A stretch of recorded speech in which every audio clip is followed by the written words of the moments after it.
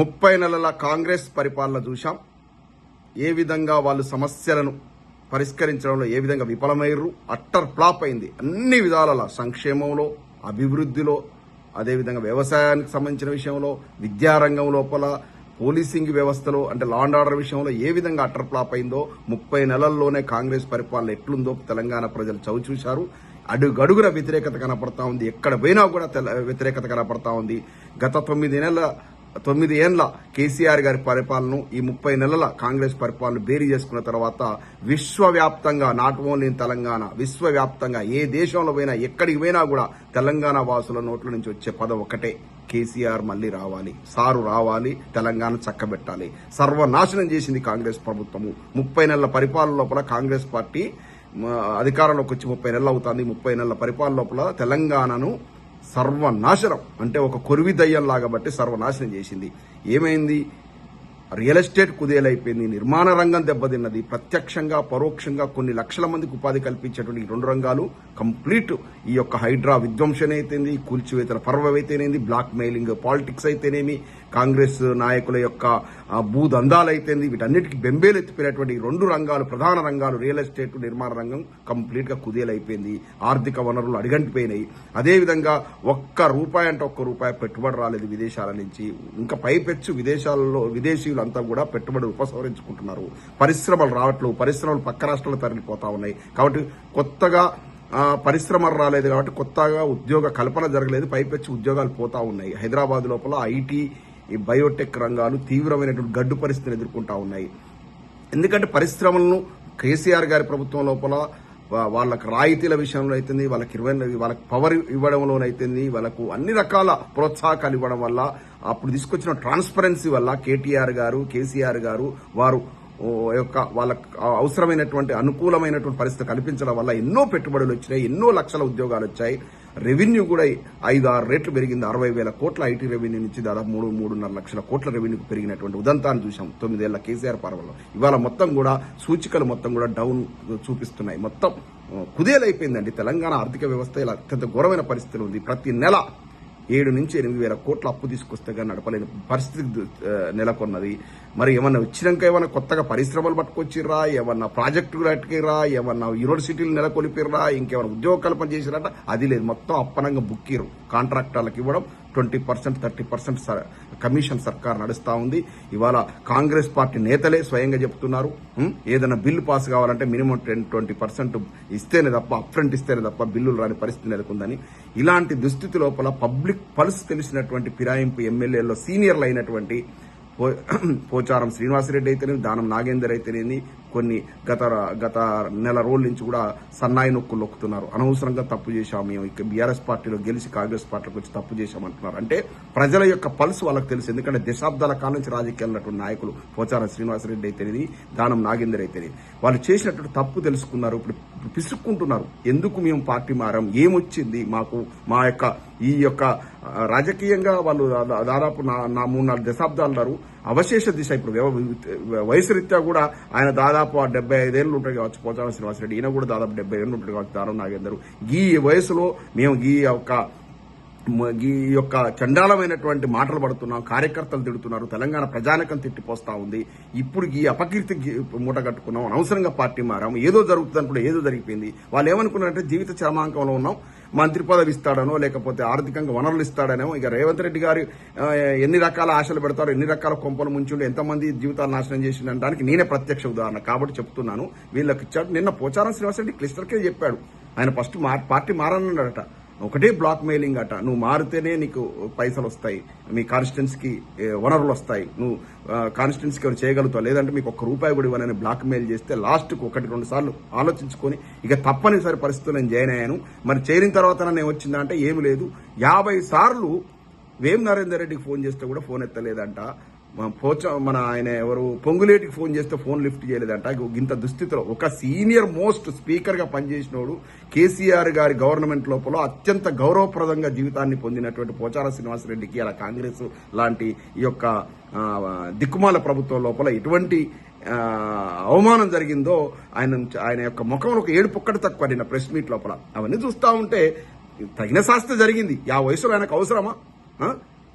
కేసీఆర్ గారు ఎంత గౌరవించిండు ఆయనను కావచ్చు. ఎందుకు పనికిరాని కేశవరావు, కేశవరావు ఎన్నడూ ప్రత్యక్ష ఎన్నికల్లో గెలవలే. కేశవరావుకు అయితే పక్కనే కూర్చోబెట్టుకునేది. అటువంటి వాళ్ళు నీచులు కాకపోతే నీచమైనటువంటి పర్వం కాబట్టి కేశవరావు అయితే బిడ్డ కోసం, బిడ్డను మేయర్, ఆమె ఎక్కడో అమెరికాలో ఎన్ఆర్ఐ ఆమె తీసుకొచ్చి హైదరాబాద్ మేయర్ చేస్తే ఆమెకు కనీసం లేడీస్కైనా కొంచెం సిగ్గుసేరం ఉంటుంది. ఆమెకు కూడా అన్ని వదిలేసి పార్టీ మారి ఆ కూతురు కోసం కేశవరావు, అదేవిధంగా ఈ యొక్క పోచారం శ్రీనివాసరెడ్డి లాంటి ఇంత రాజకీయ నేపథ్యం ఉన్నోళ్ళు. పోచారం శ్రీనివాసరెడ్డి మీద నాకు మంచి ఇంప్రెషన్ ఉండే. ఒకప్పుడు ఏదో స్టాంపుల కుంభకోణం ఏదో వస్తే రాజీనామా చేసిండు. ఆయనకు ఒక నీతివంతమైనటువంటి నాయకుడికి పేరు ఉండే. మరి ఎందుకు మరి అట్లా చేసిండో దిక్కుమాల పని ఇదైతే ఆయన జీవితంలో చేసినటువంటి అతి చండాల పని ఏదైతే ఉందో బీఆర్ఎస్ పార్టీలో గెలిచి కేసీఆర్ గారు అంత గౌరవం చూసుకుంటే పార్టీ ఫిరాయించడం అనేది ఆయన చేసినటువంటి చండాలమైన పని. ఆయన ఆయన పశ్చాత్తాపడుతున్నట్టు కనపడతా ఉంది నిన్న యొక్క ప్రెస్ మీట్ లో. ఎందుకు ఈ నాయకులు ఇవాళ ఇంత పశ్చాత్తాపడుతున్నారు అంటే పబ్లిక్ పల్స్. ఎందుకంటే పబ్లిక్ నాడి తెలిసిన వ్యక్తులు వీళ్ళు. ఇవాళ ఎక్కడ పోయినా కూడా కేసీఆర్ సారే రావాలి, మళ్ళీ తెలంగాణ కాపాడాలి. 9 ఏళ్ల పరిపాలన కేసీఆర్ గారి పరిపాలన చూసాం, 30 ఏళ్ల ముదరాష్ట్ర కాంగ్రెస్ పరిపాలన చూసాం. ఈ రెండింటికి బేరీ చేసుకుంటే కాంగ్రెస్ యొక్క దిక్కుమాల పరిపాలన మా పొద్దు ఎప్పుడు ఈ కొరివి దయ్య వదిలిపోతుందా, ఈ కాంగ్రెస్ దయ్య వదిలిపోతుందా అని ప్రజలు ఎదురు చూస్తుంటే కనపడుతుంది. ఇది అక్కడే కాదు. ఒక జర్నలిస్టు ఈ మధ్య ఆటా మహాసభలకు వచ్చి ఆయన చెప్తున్నాడు, ఏంటండి ఇక్కడ కూడా అంత కేసీఆర్ అంటున్నారు తెలంగాణ వాదులు. ఎక్కడ పోయినా కూడా కేసీఆర్ మళ్ళీ రావాలి, కాంగ్రెస్ పోవాలంటున్నారు. ఏంది కేసీఆర్ గారికి ఇంత ఎన్ఆర్ఐలో ఇంత చదువుకున్నటువంటి ప్రపంచాన్ని చూసిన ఎన్ఆర్ఐలో కూడా ఇంత ఉంది. ఎక్కడ పోయినా కేసీఆర్ గారి మాట్లాడుతున్నారు. బీఆర్ఎస్ పార్టీ కనుక సద్వినియోగం చేసుకుంటే ఖచ్చితంగా 100% బీఆర్ఎస్ పార్టీ అధికారంలోకి వస్తుంది. మరి ఇది సద్వినియోగం చేసుకోవాలనే రీతిలో ఆ జర్నలిస్ట్ మాట్లాడారు. ఎందుకంటే ఆయన పాల్గొన్నటువంటి టీడీఎఫ్ తెలంగాణ డెవలప్మెంట్ ఫోరం సభలో ఒక్క మాట కేసీఆర్ గారిని ఒక పర్వర్టెడ్ ఒక ఎన్ఆర్ఐ ఉంటాడు, ఆయన ఎప్పుడు ఏది పడితే అది మాట్లాడుతూ మొత్తం గయ్యన మొత్తం తెలంగాణ వాదులు లేచారు కేసీఆర్ గారు అంటావా అని. అదే విధమైన సంఘటన అట్లాంటాలో జరిగింది. అట్లాంటాలో కూడా ఏదో జయశంకర్ సార్ యొక్క తన యొక్క సంస్మరణ సభ లోపల ఏదో మాట్లాడుతుంటే ఎవడో కేసీఆర్ గారి నుంచి ఒక మాట అంటే మొత్తం తెలంగాణ వాదులంతా ముక్త కంఠంగా లేచినటువంటి విషయాన్ని. అంటే విశ్వవ్యాప్తమైంది కేసీఆర్ గారు. తెలంగాణ వాసి ఎక్కడున్నా, ప్రపంచంలో ఎక్కడున్నా కూడా ఇవాళ కేసీఆర్ గారు మళ్ళీ ముఖ్యమంత్రి కావాలని కోరుకుంటున్నారు. అదే విషయం ఎక్కడైనా స్పష్టంగా కనబడుతుంది. తెలంగాణనైతే పల్లెలలో పోతే కాంగ్రెస్ వాళ్ళు తన్నే పరిస్థితుంది రియల్ కూడా. బేకూప్ కావాలని ఏం పరిపాలన రా బాబు, ఏం బ్రోకర్ మాటలు చెప్తిరి, ఎన్ని చెప్తిరి, 6 గ్యారెంటీలు అంటే ఏదొక్కటి ఇంప్లిమెంట్ చేసిరారా. పాపం ఆయన పెద్ద ఆయన 9 గంటల విద్యుత్, 8 గంటల విద్యుత్ ఉంటే, ఉచిత విద్యుత్ ఉంటే 24 గంటల విద్యుత్ ఇచ్చిండు. పెట్టుబడి సాయం అనేది ఆయన అసలు ఎన్నికల వాగ్దానమే కాదు, టంచనగా రైతు బంధు పథకం పెట్టేసి ప్రతి సీజన్ కు పైసలు వేసిండు. యూరియా ఇంటికే వచ్చేది. ఒకటారు కళ్యాణ లక్ష్మి, షాదీ ముబారక్ పేరుతో పెళ్లి చేసుకునేటువంటి అమ్మాయిలకు పైసలు అకౌంట్లో వేసిండు. అదేవిధంగా ఇన్ని రకాల సదుపాయాలు, 200 రూపాయలు ఉన్నటువంటి వృద్ధాప్య పెన్షన్, ఆసరా పెన్షన్ 2000 రూపాయలకు చేసిండు. 300, 400 ఉన్నటువంటి వికలాంగుల యొక్క పెన్షన్ దాదాపు 4000 రూపాయలకు చేసిండు. ఎన్ని సౌకర్యాలు, అసలు ఎన్ని తెలంగాణ పల్లెలు ఇట్లా ధనలక్ష్మితో రైతులైతే నిజంగా కూడా తాండవించినట్టుగా పల్లెల లోపల ధన ప్రవాహం జరిగింది. అప్పుడు ప్రజలంతా సుఖ సంతోషాలతో ఉన్నారు. ప్యాడీ ఎంత పెరిగింది, నీటి వనరులు ప్రతి ఎకరాకు నీళ్లు ఇవ్వడం వల్ల 40,000 మెట్రిక్ టన్నులు 2014 పూర్వం ఉంటే దాన్ని దాదాపు 150,000 మెట్రిక్ టన్నులకు వరిధాన్య దిగుబడి పెరిగింది.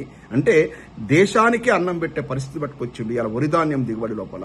ఎక్కడ చూసినా జలకళ, చెరువులు మొత్తం మత్తళ్ళు పోసిన ఎండాకాలంలో కూడా. ఇది కదా పరిపాలన అంటే, ఇది కదా. విద్యా వ్యవస్థను ఎంత సమూల మార్పులు. ఏదో 250 గురుకులాలు ఉండే కేసీఆర్ గారి పరిపాలన, ఆయన అధికారం అందిపుచ్చుకునేది కాబట్టి 1000 గురుకులాలు చేసిండు. మెడికల్ కాలేజీలు ఊహించిన మానయ్య ప్రభుత్వ మెడికల్, ఇలా ఆంధ్రప్రదేశ్ ను మించి మెడికల్ కాలేజీలు ఉన్నాయి. దాదాపు సుమారు 55-60 మెడికల్ కాలేజీలు ప్రభుత్వ రంగం లోపల తెలంగాణలో ఉన్నాయంటే అర్థం చేసుకోవాలి. అంటే ఎక్కడ అసలు ఊహించని పరిస్థితి.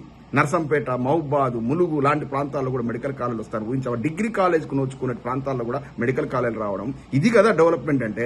హైదరాబాద్ లో సెక్రటేరియట్ చూస్తేనే అమెరికాలో ఉన్నామా, హైదరాబాద్ లో ఉన్నామా అనే పరిస్థితి. ఆ యొక్క ఫైనాన్షియల్ డిస్ట్రిక్ట్ ఏరియా పోతే కేటీఆర్ గారు ఆధ్వర్యంలో ఏ విధంగా డెవలప్మెంట్ జరిగింది. ఇరిగేషన్ ప్రాజెక్టు చూస్తే హరీష్ రావు గారు కుర్చీ చేసుకుని కట్టించిన విధానాన్ని చూసాం. ఇది కదా డెవలప్మెంట్ అంటే. ఈ కాంగ్రెస్ వచ్చినాక అధికారంలోకి వచ్చిన 30 నెలల లోపల మొత్తం ఆర్థికంగా దివాలా తీయించింది కదా. కాబట్టి ఇవాళ వరంగల్, నల్గొండ, ఖమ్మం గ్రాడ్యుయేట్ కాన్స్టిట్యున్సీ అయితే, మహబూబ్నగర్, హైదరాబాద్, రంగారెడ్డి గ్రాడ్యుయేట్ కాన్స్టిట్యూన్సీలో కాంగ్రెస్ పార్టీకి అభ్యర్థులు దొరకట్లేరు. నేను ఒక ఎన్ఆర్ఐని అడిగినా, నువ్వు పోటీ చేయొచ్చు కదా, చి ఈ అమ్మ గ్రాడ్యుయేట్లు కర్రు కాల్చి వాత పెట్టేట్టున్నారు, నేను ఎక్కడ పోటీ చేస్తా అంటున్నారు. అదే మా పార్టీ లోపల, బీఆర్ఎస్ పార్టీ లోపల ఎన్ఆర్ఐలు కూడా ఊవిల్లురుతున్నారు అవకాశం వస్తే పోటీ చేద్దామని. ఎందుకంటే ఒక ఎన్ఆర్ఐలకు కూడా అవకాశం ఇస్తే బాగుంటుందని నేను ఈ యొక్క వేదిక ద్వారా నేను విన్నవించుకుంటున్నాను. ఎన్ఆర్ఐస్ కూడా ఎందుకంటే ప్రముఖ పాత్ర పోషిస్తున్న తెలంగాణ అభివృద్ధి లోపల లక్షల కోట్ల రెమిటెన్స్ రూపంలో తెలంగాణకు వస్తా ఉన్నాయి, పెట్టుబడులు వస్తా ఉన్నాయి.